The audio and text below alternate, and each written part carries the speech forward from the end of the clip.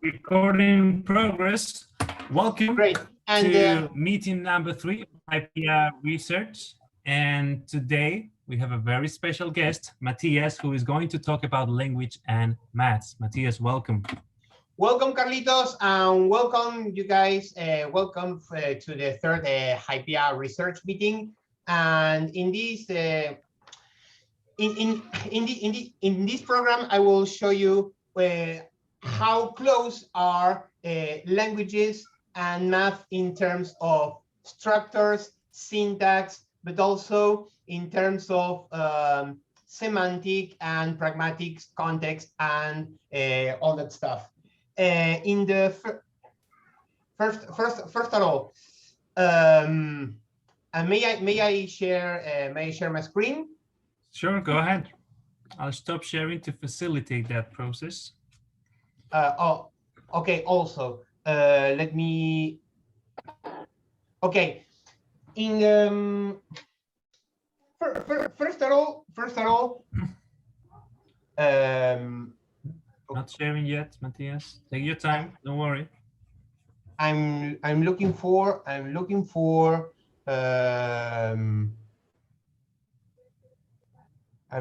Okay.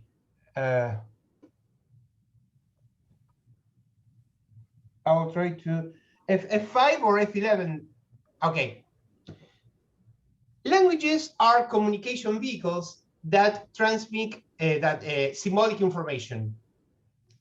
Those intangible information, those symbolic information, is interpretable from code that we establish by convention.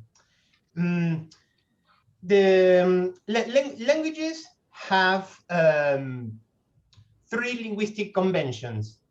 The first convention is the phonemic convention. One sound means one character or one or more characters of a given alphabet.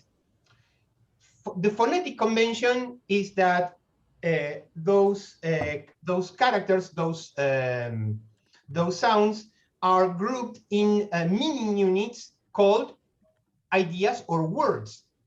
And the grammar convention, those words or phrases are later grouped in much more complex ideas called phrases or statements that that brings to that idea of completeness, complexity, precision, direction, and sense. In both natural languages and programming languages, we have 3 structures in common. The first structure in common are the commands, the ability of the language to give commands or orders. The second structure are the second structure in common between programming languages and natural languages are the ability to tell statements or facts that they are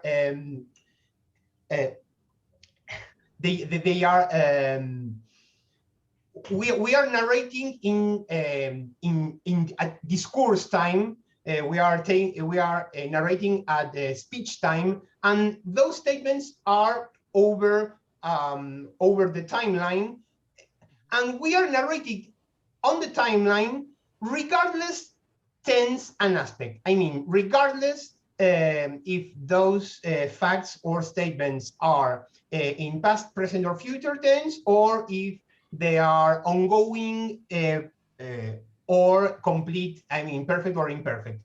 And the third common structure is the capacity, the ability of every language to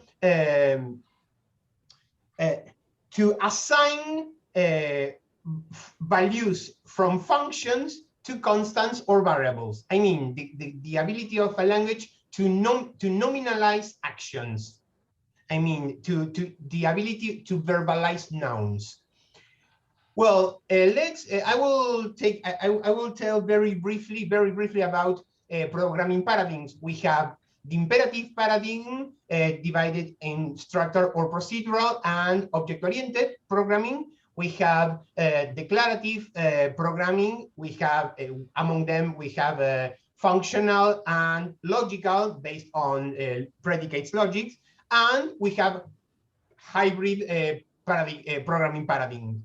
Within the procedural paradigm, we have, for example, simple decision structures like if, then, else.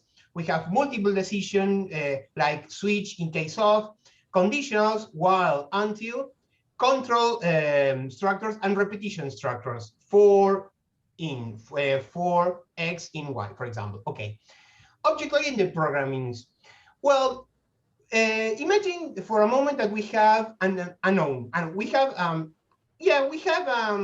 object, an entity, a thing. That object has properties or attributes. Those objects also performs functions or methods, and they respond to events or circumstances. Translating into natural languages, the objects are substantives, the properties or attributes are adjectives, the functions or methods are verbs, and events or circumstances are adverbs. And within the language syntax, we have parts of speech. We have pronouns, we have substantives, adjectives, prepositions, cases, adverbs, verbs, conjunctions, connectors, interjections, particles, classifiers, etc. And all those parts of speech are subject to the different language accidents. In the case of verbs, for example, tense, mood, aspect, person, number, but also the pronouns, adjectives, or literally any part of speech can be, depending on the language, be subject to the different language accidents. Every language thus is computable. Every language can be easily computable from a mathematical point of view. This is just an example from Basque into Spanish and English that we can appreciate an example of an agglutinative language. Okay, we can figure out that if we have a word that's agglutinative composed for one or more morphemes, regardless, independent if they are split or joined, it's just a pure convention. Now we have the Greenberg indexes. The syntax index we can obtain dividing by the number of morphemes by the number of words. Agglutination morpheme dividing the number of borders between a word from the morphemes divided by the total unions from the meaning that significative meaning units. Composition, derivation, flexion, prefixation, suffixation, isolating, pure flexion, and concordance relationship. We cannot deduce affirmatively that a language is easy or difficult. We cannot take for sure how easy or difficult a language is. And every natural language in the world presents the fair balance between its components in order to be learnable by humans. Well, that's the first. That's only the introduction.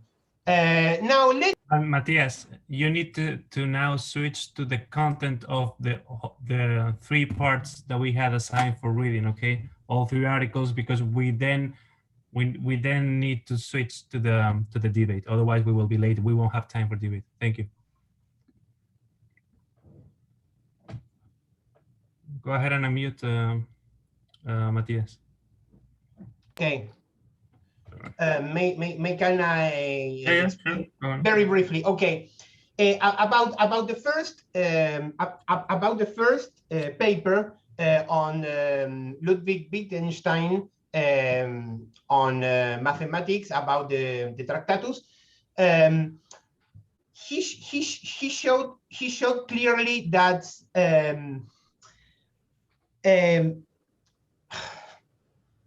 Well, in the Tractatus, Wittgenstein claims that a genuine proposition which rests upon conventions is used by us to assert that the state of affairs, for example, an elementary or atomic fact or fact, obtains in the one and only real world. An elementary position is isomorphic to the possible state of affairs it is used to represent. It must contain as many names they are object of the possible state of affairs. But propositions under linguistic components are in and of themselves dead.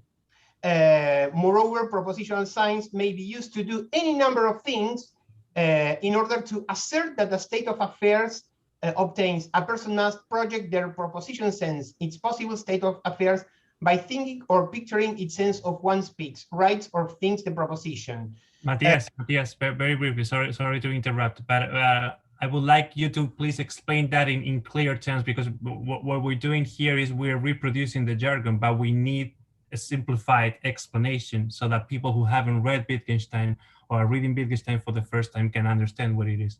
Now I ask you to unmute. I will try to explain in very few words. Wittgenstein proposes that the mathematical and syntactical nature of any given spoken language is regardless that the ability of language to make a proposition true by an empirical basis. What do I mean? A language not only has a syntax and a mathematical meaning condensed by a grammar, but also the ability of a language to make propositions based on predicate logics is detached from the truth or false meaning of that assertment. I mean, it's regardless if any proposition able to make that language is true or false. That's what the first paper said.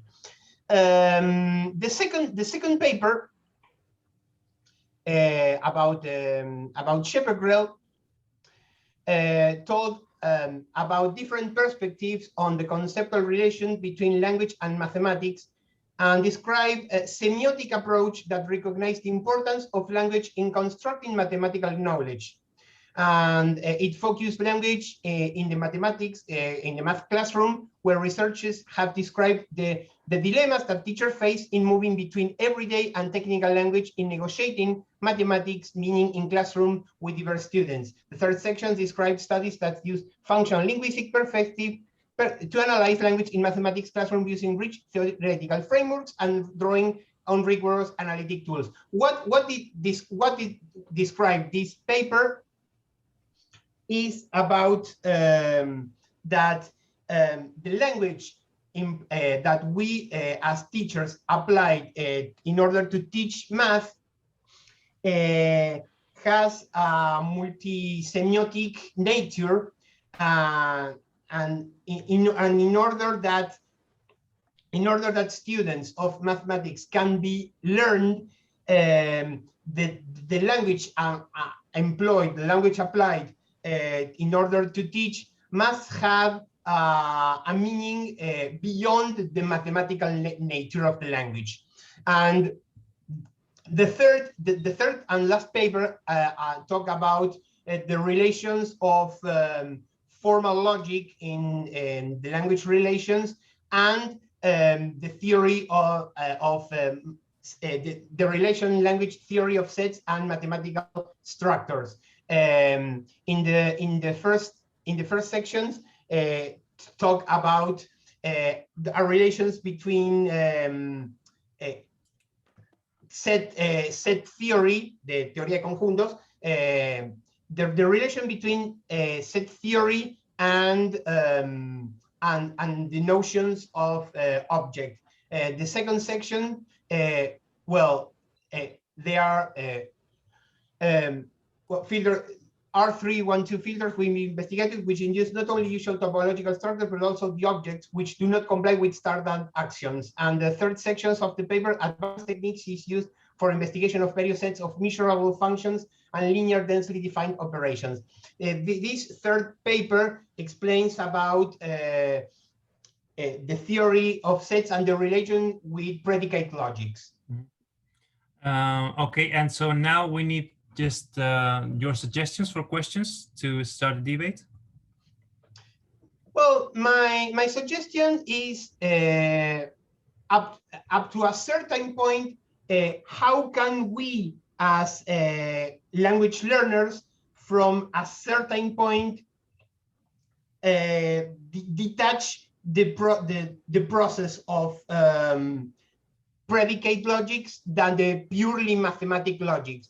I mean, necessarily we need to learn some basic mathematics in your own in order to learn a syntax. But also we have a logic, and we have also elements beyond the language itself, like the context or the pragmatics. I mean, that's the first point. The second and last point is regardless the mathematical nature of a language. I mean, we can decode a lot of information within our language when we make statements, but despite we introduce a lot of information within our statements when we speak, there are still there's several components of the information that we try to communicate that cannot be contained into the language. I mean, every language has a certain amount of analytical or pragmatical meaning that they cannot contain into the language syntax. Okay. All right. Perfect. Thank you, Matias. You're welcome. So that was a summary and the suggestions for questions, and we already have a hand raised by Victor. Victor. Okay. When I read the papers, I don't read it in major detail, but I made a kind of a brainstorm about that, about the content of both. The first one is rather philosophical. For me, it speaks about lying and not lying using a language, and that's what I want to quote. It's very difficult to lie in math because you can tell you 2 plus 2 is not 4. I don't know if you understand me. Mm-hmm. Everybody knows that 2 plus 2 is 4, but I can make a statistics and tell you 2 plus 2 is, say, 3 up to 5 with a 95% interval of confidence. Well, just a short reply to that. What the first Wittgenstein says basically is that mathematical propositions are pseudo propositions because they do not refer to the world. Now, in so much as they do not refer to the world, to something external beyond them, they can neither be true or false. Yes. So Wittgenstein would say it's not that for maths it's difficult to lie, it's that it's impossible in so much as it's purely syntactical. That's what, at least what the first Wittgenstein says, and then middle and late Wittgenstein will qualify that claim a little bit more. Yeah. Victor? So I quote that as I think math is a quasi-language, is actually a quasi-language. Right. And I'm reminded of the word polymath. The ancient scholars were called the polymath. It's poly, much math. Math is mathematics and is a science. And up today, the PISA measures knowledge in terms of language and math. the comparison between the knowledge of people is language and math. So it's a quasi-language. I wish I could ask our polyglots how many or how much of us are expert in some language, and how does that affect the language? Because as my own experience, I can't make math in any languages I know, because whenever I try to make math, for instance, if I'm in German and I buy something, I calculate in Portuguese and I go back to German. And also PISA shows something about that, because they show some nations where math is easier, because they tell us people from Asia and from Asian languages have it easier in math because of the language. And I remember when you go to a calcul in German, you call 1923, or you reverse 32 is 23. When you use French, it's 80 is 4 times. And when you use Slavic languages, numbers have declensions, and it's totally confusing for me. Mm-hmm. So I do have a suggestion of research linking language and multi-language to proficiency in math. Understand that? Something interesting, something I thought about. Mm-hmm. That's about it. I have some other.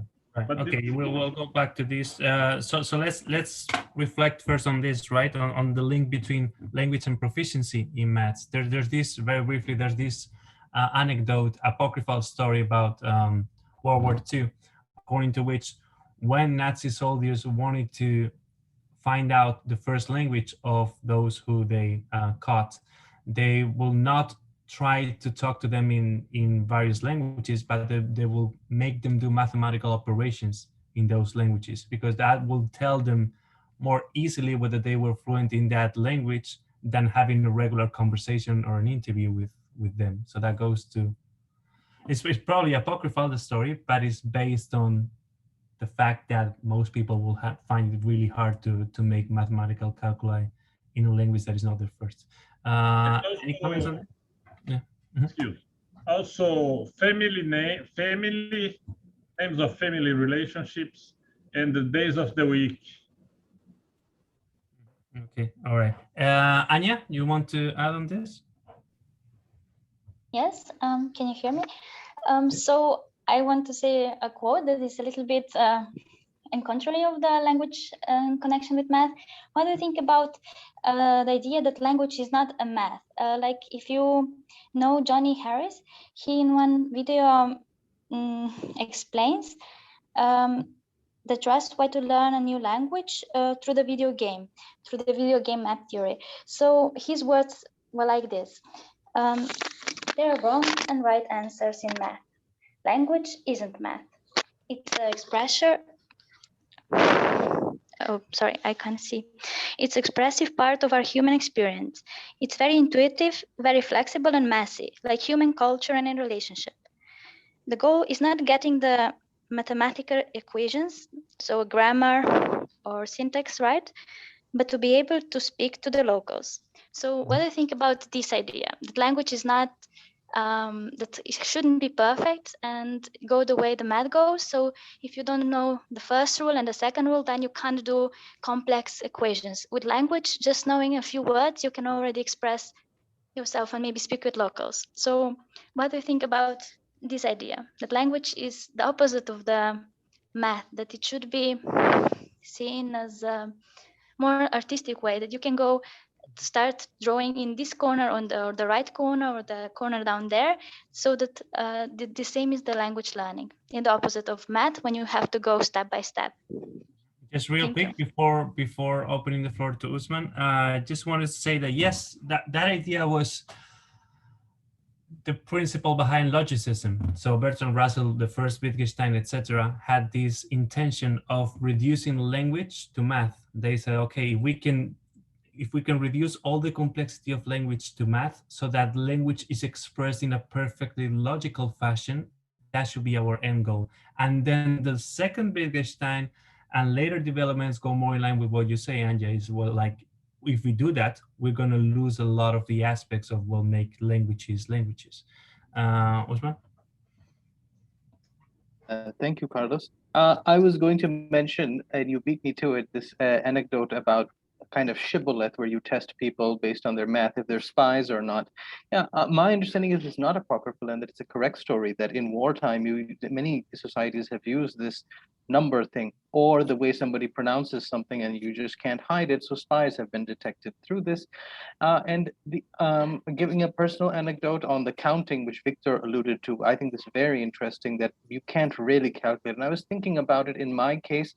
I can process numbers in about 4 or 5 quickly, but I do default to the simplest one. And the simplest one among the ones I know is probably English, or more accurately, the one that's most difficult is the Urdu number system, which is shared by others like Punjabi, Marathi, Hindi, Sindhi, etc.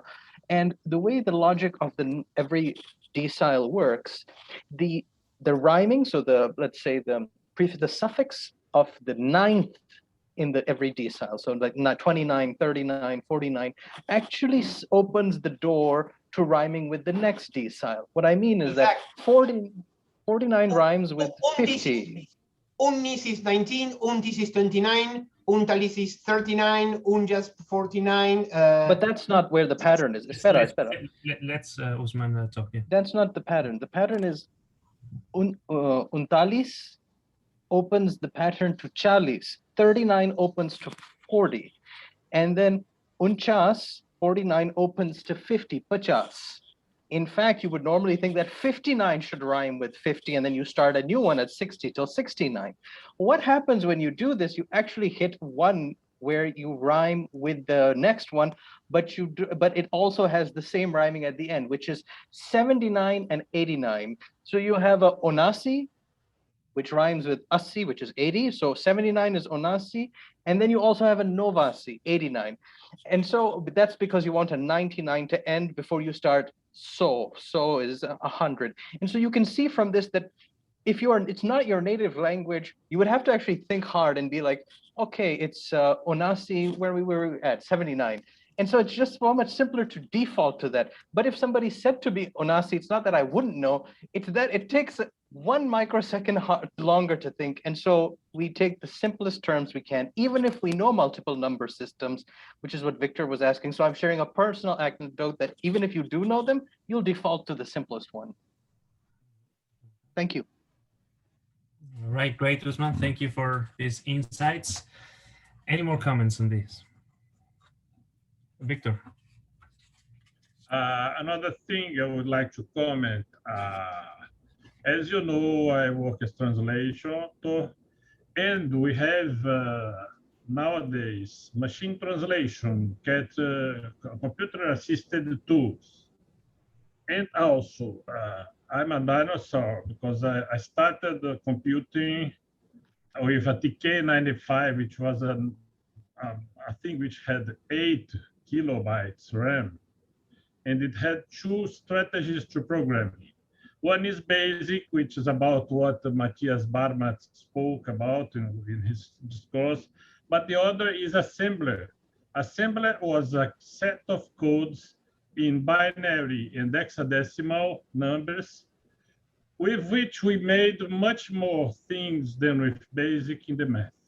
And nowadays, for instance, when you use a text, each letter, be it in each whatever language it is attributed to a numeric code in the computer. And we have evolved from 16-byte based computer to 32-byte based computer to 64 based computers. That is, the computers handle a bigger number of letters at each time because they have multiplied the number of numeric possibility to assign to a single letter.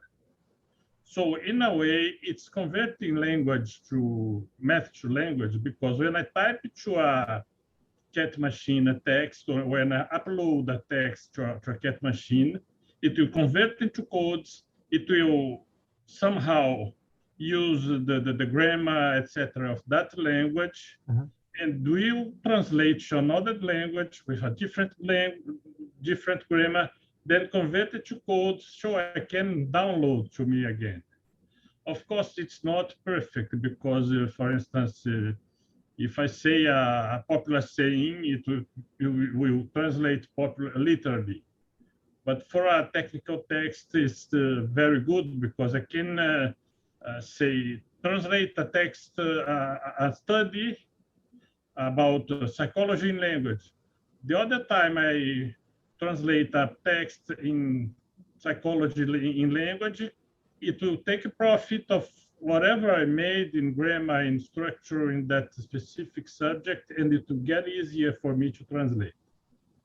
So in a way, we are going to, in the future, have a better way to transform math into language.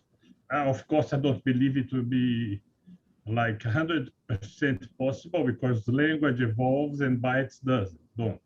Byte a 0101. That's it.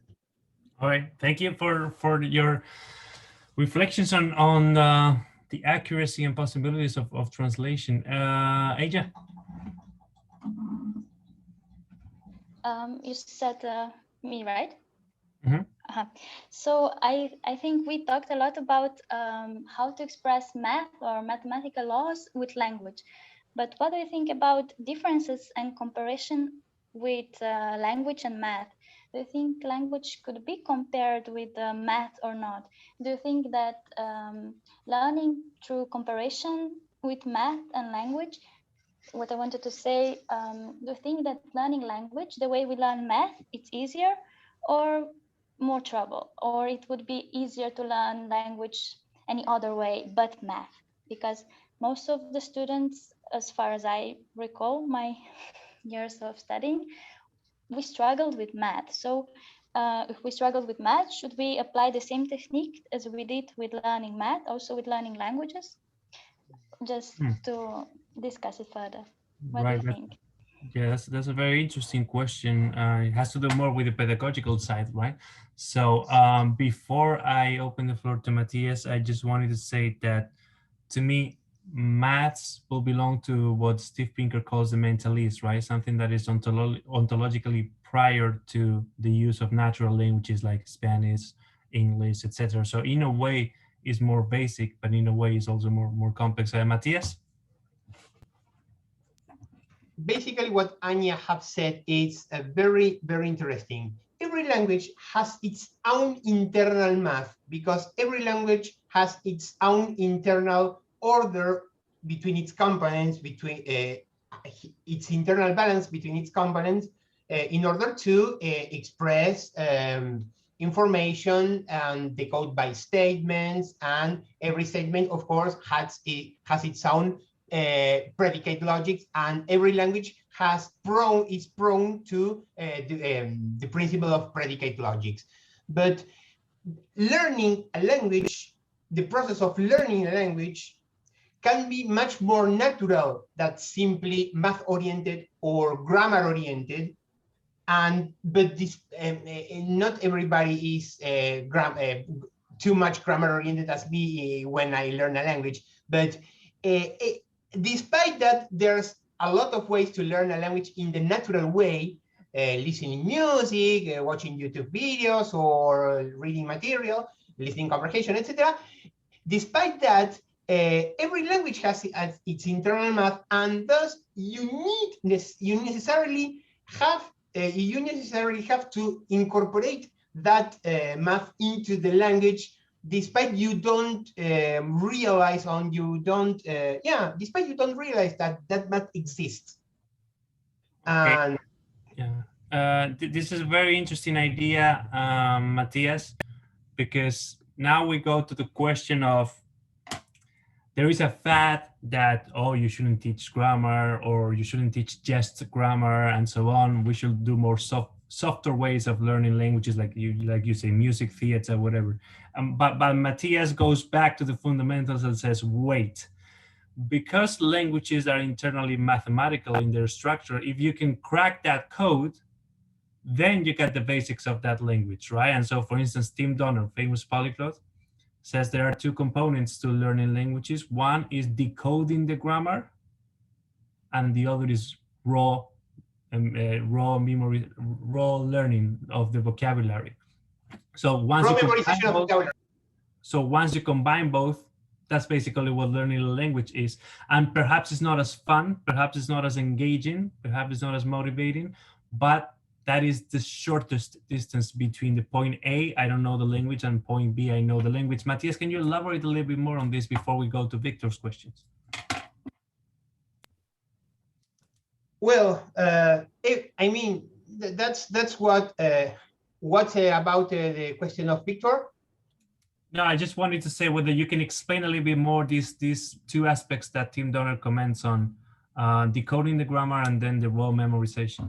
Well, it's very simple. Imagine that we have swimming pools. Every swimming pool, the walls of the floor of the swimming pool is the grammar, and the water is the vocabulary.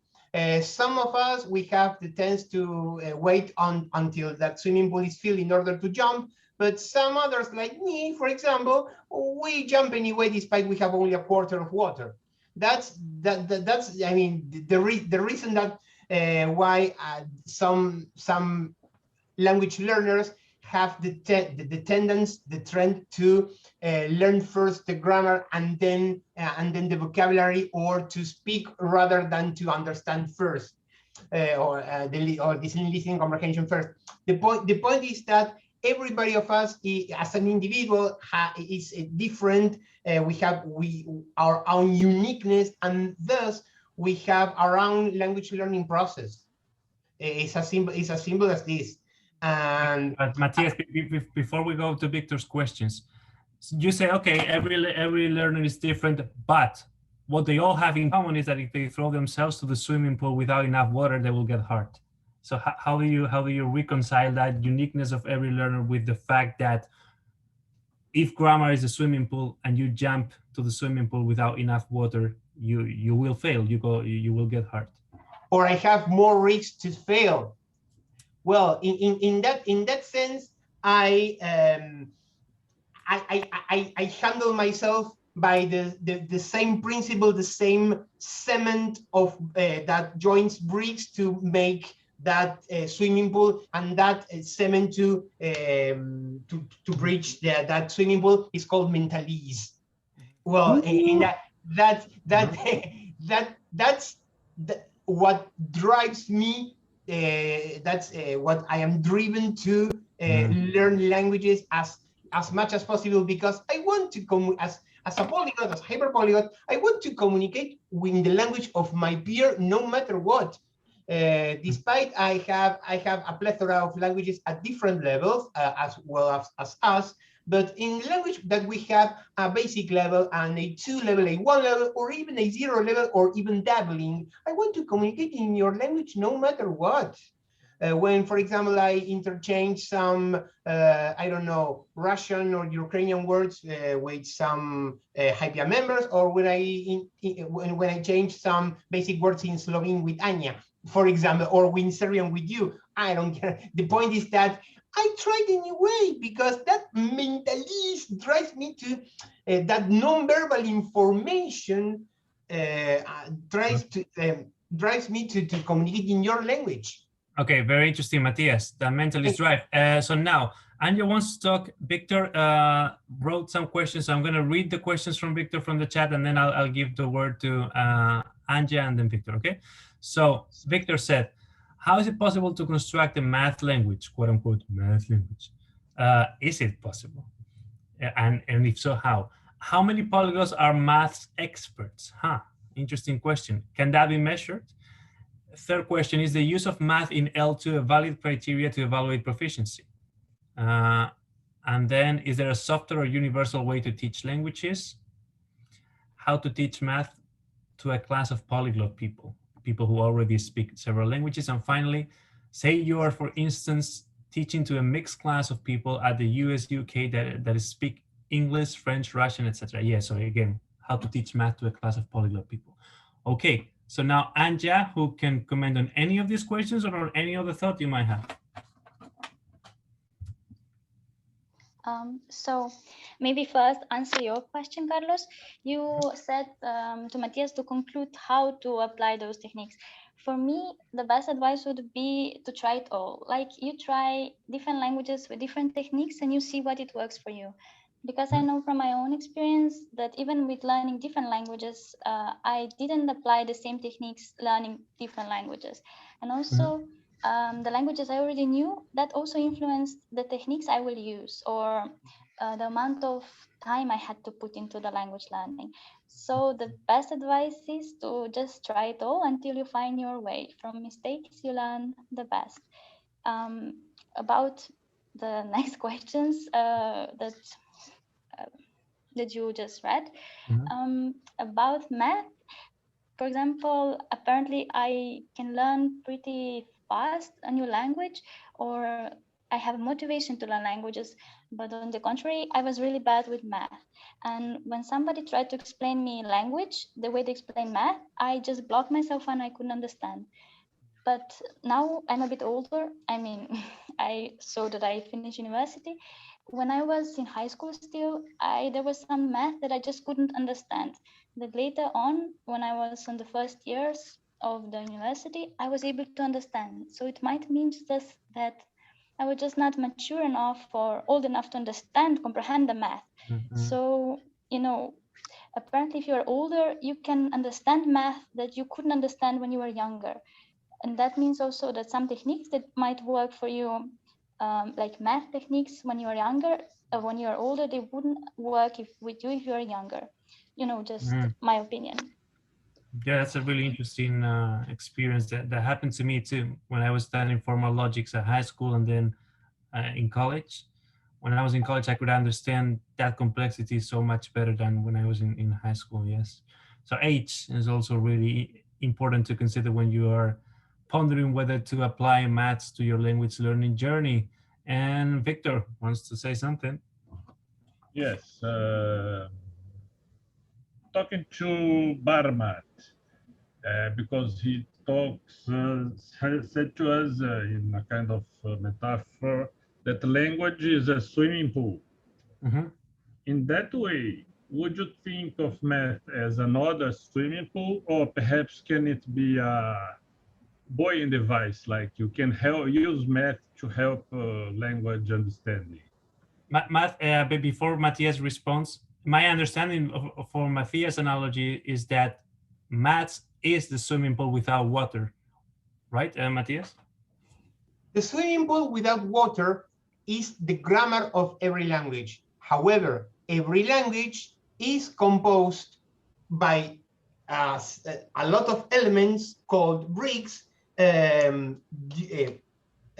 joined by several kinds of cement, like math. I told about mentalese as the common non-verbal language that drives to build that swimming pool.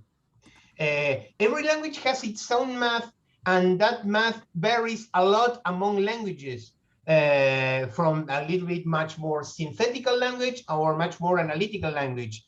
Although we can stuff fill with information our sentences, our statement in a language, there are also every language has its own analytical component. We cannot decode every information just in our syntax, because the context, the pragmatics also needs that at least a little bit of our information that we express it has also an analytical sense, an analytical component. It cannot be translated completely into syntax. And about the logical nature of the language, I wrote about Victor asked if it's possible to construct a math language. Well, we know that there are several artificial languages that are exclusively based on logical predicates, like or predicate logic, like Lojban. I don't know Lojban deeply, but it was a first intent to create some kind of strictly logical language, but it's still an artificial language.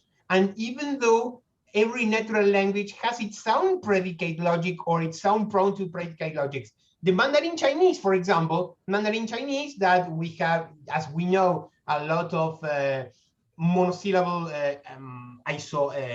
monosyllable morphemes, and almost every word of 2 or more syllables in the Chinese or the Semitic language family is made by composition, because it has a lot of composition index. However, languages like Chinese, they are much more prone of the concept of predicate logics, but the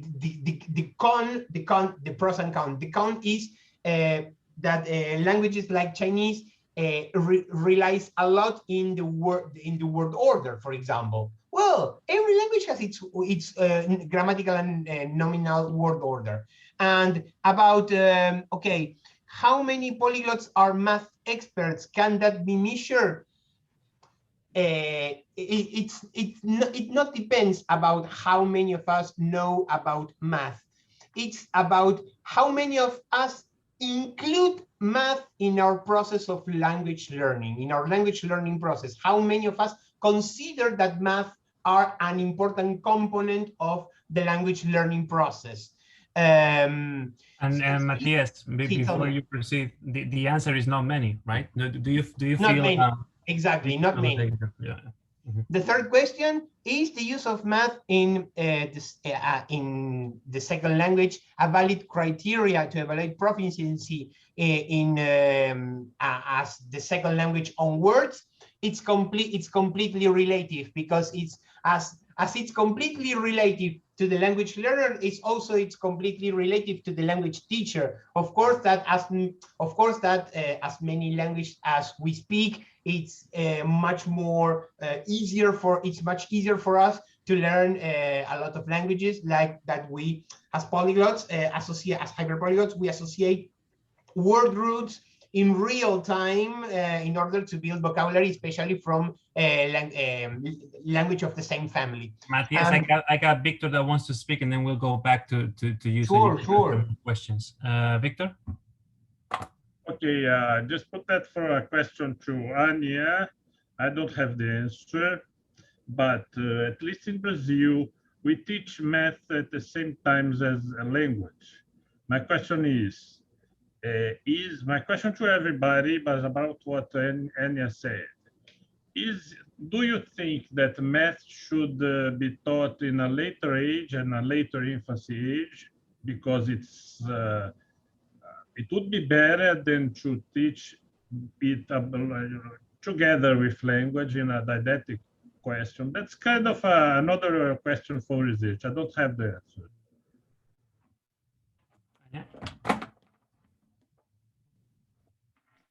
Anya? Yes, I thought Matias has the word. So to answer the Victor's question, should the math be taught later? I can say from my experience that it depends what kind of math, because certain techniques that also are classified as math, they improve your ability to express yourself, to imagine 2D in 3D, that kind of games. So definitely there should be some kind of math from younger age, but very complex math, I think a person has to be mature enough to be able to comprehend those math terms that are unimaginable. Because if they don't teach philosophy until you are, I don't know, the last year of the high school, why do they teach you math since you are, since first class? Because they don't really I don't know, if there are so many students that struggle with math, that means that there has to be something. They should check how much can a person understand, comprehend, and what kind of math can they comprehend at a certain age.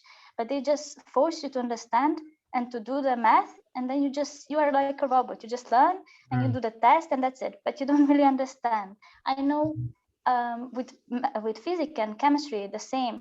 I always managed to had a good classification, especially in the primary school, but I had no idea what is it about. I just learned the formula and use it when I recognized, the signs that I should use that formula.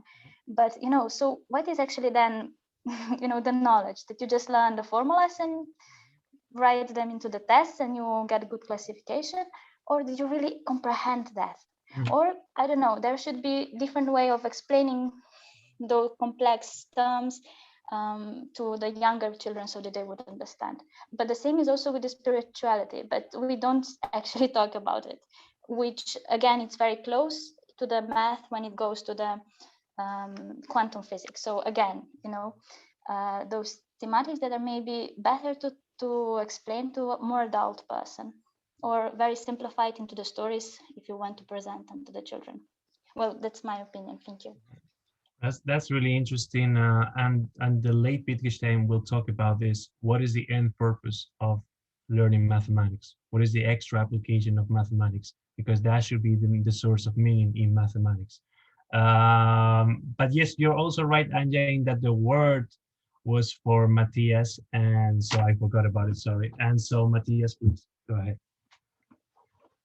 Well, by the way, in the second paper.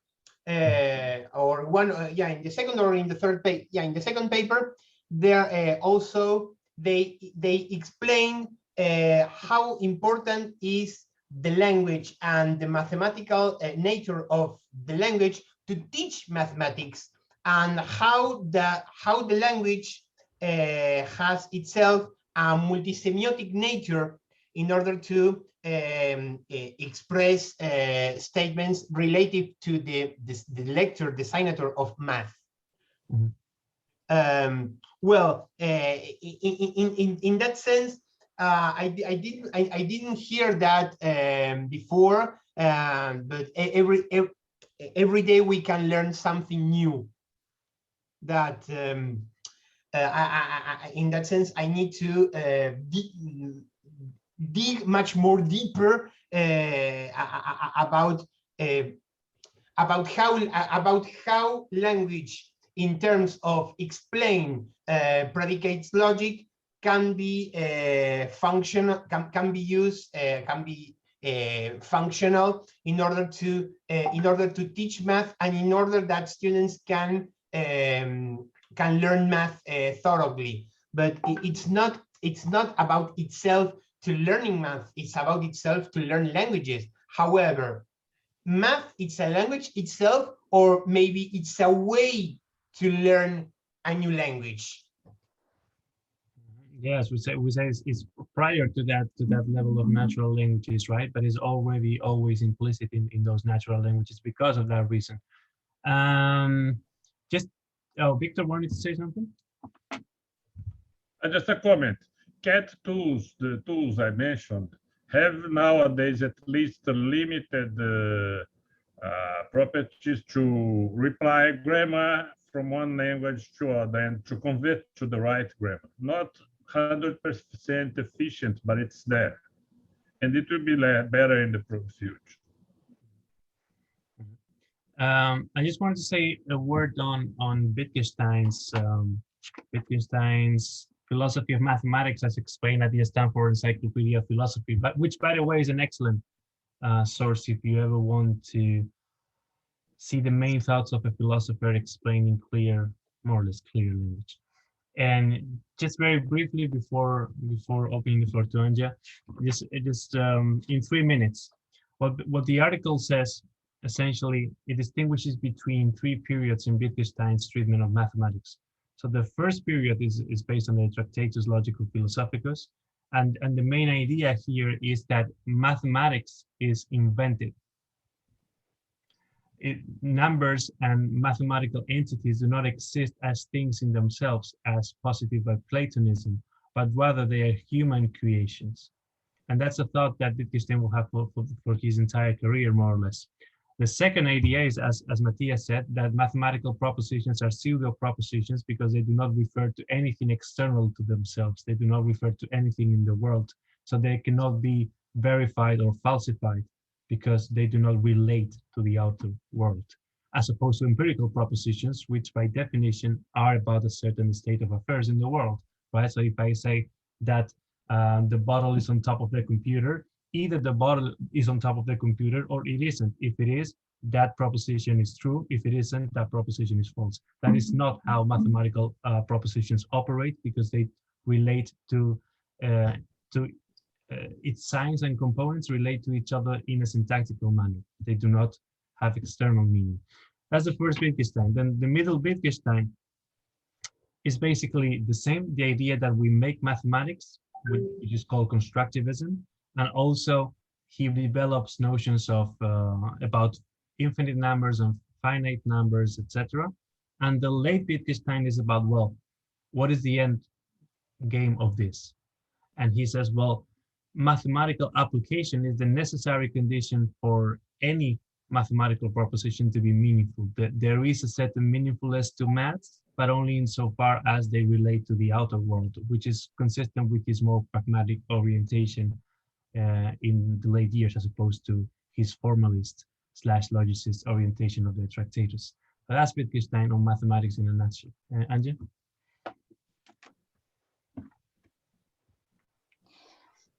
So if I return to the math as a language, I don't know if you all remember the example of Daniel Tammet. He was a savant. I don't know if I said it right. He had some sort of autism, Asperger's syndrome, that gave him an amazing ability to acquire also languages, among other things. He learned in 7 days Icelandic, which was supposed to be the most difficult language to get or to learn. Well, I don't know who said that, but because there are like some studies that Chinese is the hardest and Arabic to learn. So, just so that people know that Icelandic is not so difficult. So he managed to learn the language in 7 days, which was very hard. And also I think in TEDx talks, he also talks about his path, his childhood, how he saw everything as a math. So for him, his first language was not as we understand a human language, but a math. So he saw everything in math. That was his first language. So much about languages as being separated from math. What do you think? Thank you. Yeah, Daniel Tammet participated in the Polyglot conference back in the day, one of the earliest editions. And he's got this autobiography in 2 volumes, right? As the author, I actually used to take my Cambridge Proficiency exam in English, so I read the story. And basically what he says is he suffered from, yes, he's a savant, and he suffered from synesthesia, which is associating particular sensations like color or sound or image, etc., to certain numbers.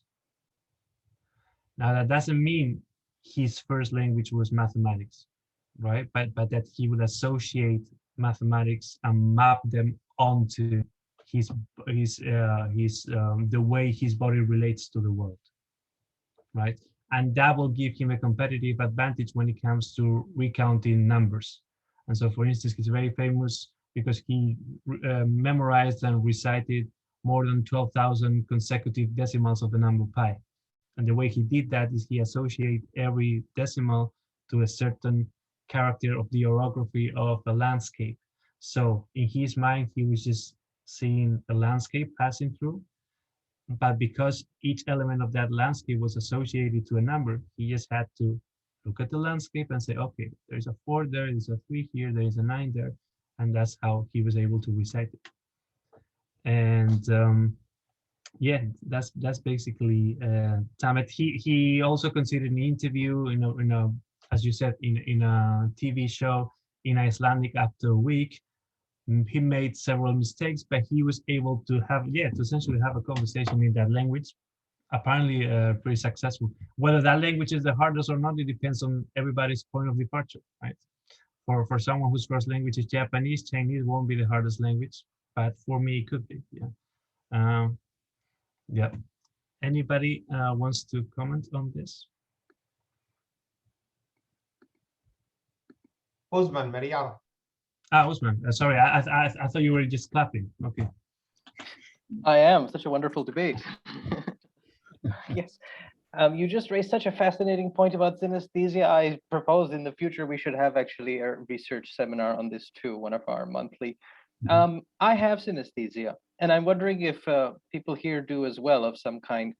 And that probably helped a lot. So the way my synesthesia works is it's with sounds and color, and between visual letters and color. That's why I can play instruments well, because there's scales and you can actually see different colors float. So I don't make mistakes when I play an instrument. I'm not actually thinking, but people who are mathematically inclined also do that, but they see it in code. So it's color or code, whatever works for you. And the way it works with letters is very interesting, because the letter A is obviously red to me. Like I see the letter red and I know it's written in black, like on Microsoft Word, but my brain is firing a kind of red, and B is blue. And C is, B is yellow and C is blue. And I don't, I know what the color is, but in my mind. And the funny thing is, in a different script, the color is different. So in Arabic, Bay, or Urdu's Bay, is blue, but B is yellow. So it has nothing to do with the sound, but this actually the shape gives something like that. And that's one reason why I don't like spelling mistakes or anything. And perhaps that has been a huge help, because, well, for one thing, the scripts are quite universal. Like the Latin script is across so many languages, or the Perso-Arabic script is. But here's the thing: it doesn't apply to Japanese, like hiragana, or it doesn't apply to Chinese characters, because they're so complex, at least at a certain level, that I don't see a color when that happens. And that's something about synesthesia that I wanted to share, because this becomes it opens a whole door to all kinds of interesting things about inner experience, which you can't even test empirically. I don't know why I see the color red, but I do. Thank you. Interesting. I didn't know about that. Okay. And Victor also says he has synesthesia. So let's go with that, and then we'll go with Anja. Victor, synesthesia, your thoughts on this, please. Okay, hold on, excuse. Lately, when I've started, I love doing karaoke. But lately, I've been doing my text for my Instagram, and I developed a kind of way to write. And now, each text I write, I imagine a smell, a music, and the language. And I put it into writing. It makes me so much easier to write that. And when I read the thing, I remember that comes in the same time. The music, the smell is fantastic. And the music, the smell, and the language. Smell, I would like to tell you that smell is directly connected to the limbic system through the lamina cribrosa, which is just above your ear, the face. And directly connected to the limbic system, which is emotion. That's why people in the movie, you see people in the movies, you have your mother dies and you keep something to smell and to remember that people. It's a direct connection. Interesting. And the limbic system is completely connected to use of language. So that's why I just asked, would it be more often in multi-language people, like synesthesia, especially smell and taste, because taste and smell are connected? Very good question. Anja? Okay, so to be honest, my question was actually to guys that have synesthesia. I was always fascinated by it. I actually don't know, is it genetical or can you get it, like learn it? I would like to know your experience. Do you guys see the same things the same, or you experience it differently? So it depends how your brain understands and interprets the word, and so you see different colors for different sounds, or you all see the same sounds and the same colors having synesthesia. That if you two guys can discuss it, I would really it would be really interesting. Thank you. Who wants to go first, Usman? Thank you. There is a group on Facebook about Mhm. synesthesia, and it has a lot of people. So you can join that, and they share a lot of interesting things. And the findings from like the posts on that, as well as a paper I read a long time ago, is that it's totally random. Like, and it's funny how people argue about it in a cute way. They're like, no, B is obviously green. And I'll be like, no, B is yellow. Well, obviously there's no reason why it'd be yellow, but that's just what's firing in the brain because there are interconnections and our neurons fire at random times. There's just so many neurons in them that you develop strange cross connections. This is why you have fetishes. This is why you have smells that pop up. Some are very nice smells, some are odd smells. It's very interesting what Victor shared about smell because I don't have a smell connection at all. It's just things that I see or things that I hear. So different senses fire, and it's kind of magic. Whether it's genetic is not proven, but it is.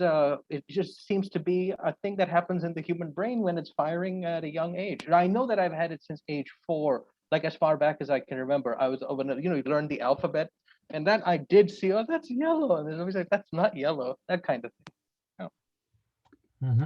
Victor, you want to add something to what Usman just said about what this is really interesting, by the way, how synesthesia and fetishism can both come from random crisscrossings of neurons in the brain. Victor. We can't hear you, Victor. You need to unmute. Victor, you need to unmute.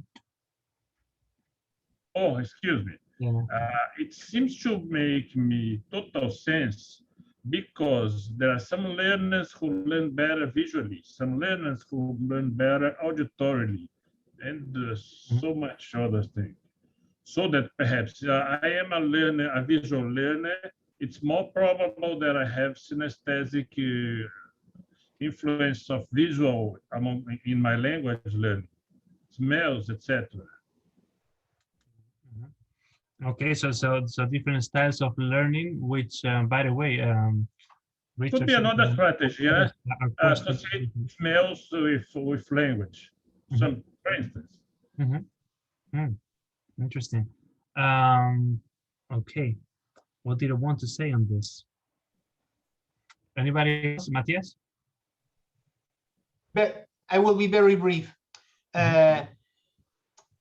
In our language learning process, we have all of us, we associate word roots in real time, but also, especially talking about us, about hyperpolyglots, we permanently have different sounds, colors, smells, and situations that we instinctively associate with words, and especially with feelings.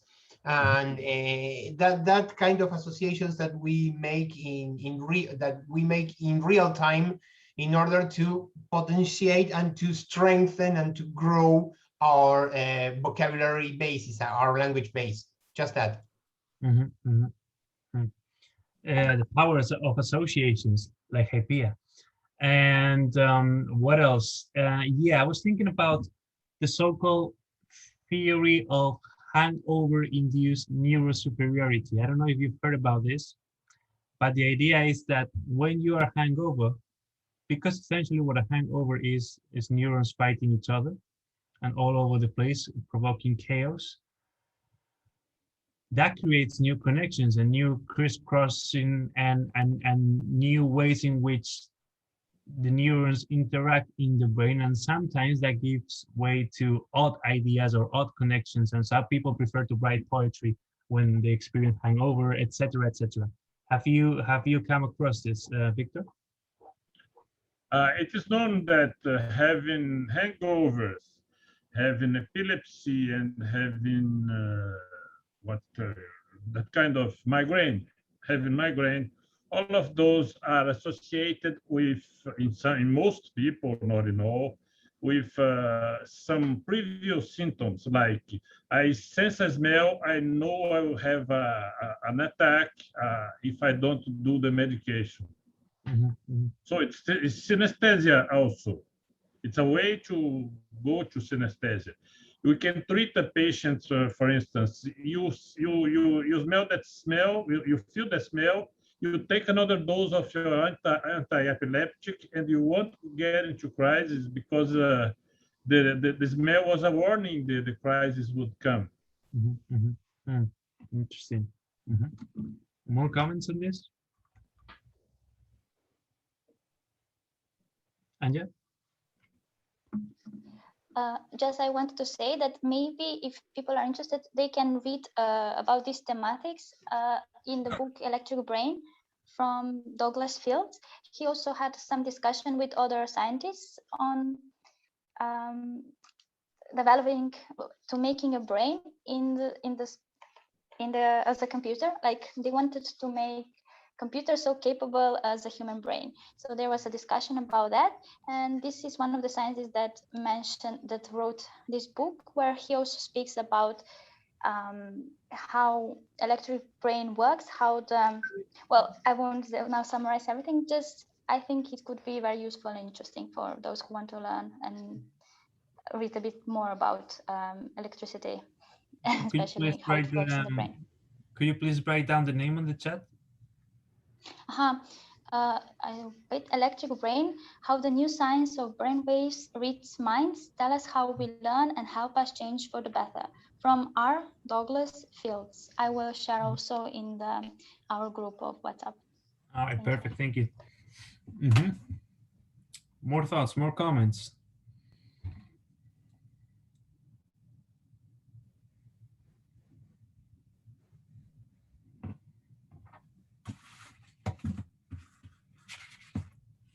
No more comments here. No? Okay. Then Matias, are you thinking about making a comment, or is it just about what? What were you thinking about making a comment, or was just me imagining you were thinking about making a comment? Well, right now I'm thinking to learn my 14th or 15th language, and all of this is, in my case, is strongly related to math. Being internal or being external, whatever, math has a lot of importance in terms of language structure and in terms of language learning. Okay, Usman wants to thank you, Matias. I agree with that. Usman wants to make a comment. Thank you, Carlos. There's something about cultures and how they frame people as being mathematical and not mathematical that I think we should consider. Like in Japan, they try to put kids into one of two streams. You are Likkei or Bunke. Bunke is in arts and Likkei is in math. And so they dichotomize and say, well, are you kind of a math person? Are you kind of an art person? And so that what I'm saying is a country like Japan also believes that you're one or the other. And you see this in Western culture, like American and Canadian culture, where they're like, oh, well, math is like a bit hard for me. And, there's cultural stigmatization at times where it's like, oh, I'm not really a math person, even though I hypothesize that everybody with sufficient effort can grasp it. But we tend to put people as, oh, you're a math person, art person. Now, why does that get me excited is because if I had to describe myself, it's actually quite hard. Like I've worked in economics, I do mathy stuff all the time, build financial models, whatever. But I think of myself as an artsy-fartsy type too, like writing or languages and all that. And so I personally don't believe that this Likkei Bunke thing exists. It's just your interests. You may have to work a bit harder on one thing, but I think that these potentialities exist for all of us. What do you guys think about that? Do you see people as more artsy versus mathy, or is it just something that society makes up? That's a very interesting question. It's the same in Spanish. In Spanish, we have the ciencias or letras. So if you are the ciencias, you cannot possibly be the letras, and vice versa. But there is, for instance, Jordan Peterson has researched this. He's a psychologist at the University of Toronto, and he has published studies and referenced studies where there seems to be a gender gap in inclination and potentiality in STEM fields versus non-STEM fields, for instance. but I don't know about that. Anja, and then Victor. So about saying that left and right, like dividing people to mathematical and artistic more, the same is also they divide brain as left and right. But like there's no such brain as left and right. There is all interconnected, and there are different functions that are working at the same time for this, so for math problems and for more artistic problems. Just that maybe depending what you practice, those regions of the brain get more, they accumulate more neurons and so on, right? So I think this should be also exposed that there is no left and right brain. There is interconnection between brain. They work together. Yes, they are like functions as if you remove a half of the brain, then that another half will separate itself again as into parts and like working again as whole brain. So yes, it divides itself just to accommodate the functions, but at the same time, brain is not left and right. So I don't know, I just think it should be mentioned and talked about, because I see a lot of discussions where people say, you know, left brain, right brain, but there's no such thing. What do you guys think? Yeah, exactly. There's a lot of folk psychology out there, right? That is not backed up by studies, but it's a meme that reproduces itself. We're going to see every day on Facebook, left versus right brain, which one are you? And then 240 comments, people say, I'm more left. No, I'm more right. Yeah, totally. Victor. Just a personal experience. When I reached the elementary education, and we had to make tests to go to university. The last year, people divided the classes into A, B, C, and D, and A, B, and C. A being human sciences, B being medical sciences, and C being math sciences. I decided to go to medical sciences. But when I started in medicine, I felt I did not know enough psychology, which is for human Brazil, and I crossed the half of the city to do some extra subjects in the University of Psychology. And then when I grew in medicine, most of medicine students said they liked the medicine because they didn't do math. When I started doing research in medicine, I loved math. I had better notes in the tests for vestibular, for starting university in physics and math than in biology. And I do need statistics, which is math, in everything. So I don't believe that division. All sciences are one. We must be polymath in everything. So that's no left brain, right brain. I don't believe that. There's corpus callosum here that connects everything. It's up to you to try what you want, what you love, what you need to for your life, to serve your people, to serve your clients, to be good to your family, etc. That's right. That's right. Very interesting, that deconstruction of that false binary between science and arts. And after this ambulance passes by, now it's New York, it's the city that never sleeps. And now that it has happened, we can wrap it up. Thank you so much for this very stimulating and interesting conversation on language and maths. It was all I expected to be and more. Any final comments before we discuss the next session's topic? We have to discuss the next. I know. Okay, so let's proceed. I have updated this in real time to include synesthesia and language and geopolitics, which were two suggestions you had during today's session. So these are the topics. You know how the drill goes. You have all these letters associated to topics. You can only pick one letter to simplify things. If there are the same amount of people who have picked one or two letters, then we can do a second round, okay? But just pick one letter, please. We have language and geopolitics, spiritual divine elements in languages, teaching approaches, why locals respond in English when addressing their local language, the use of languages other than English in science, contrastive analysis in multilingual translations, post-colonial and decolonial linguistics, synesthesia, and journalism on multilingualism. Okay, let's see. Let me choose. I haven't chosen. Okay, I'm say okay. So, Anja, Usman, Victor. Oh, I sent something to Usman. No, I meant to say to the whole chat. Okay. And now, Matias, we're waiting for your vote. Okay. So, Matias. Okay, so we have A, H, so H wins with 2 votes. It was a close one, but yeah, H wins. And we also have somebody volunteer to present. In this case, nothing less than the president, Usman. Okay, so Usman wants to present on synesthesia. Do we have more candidates to present on synesthesia?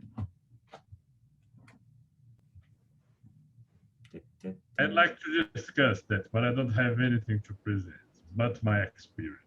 Right. Okay, yeah, but you've already presented, right? Like a couple. Yeah, okay. Usman hasn't presented yet, so yeah.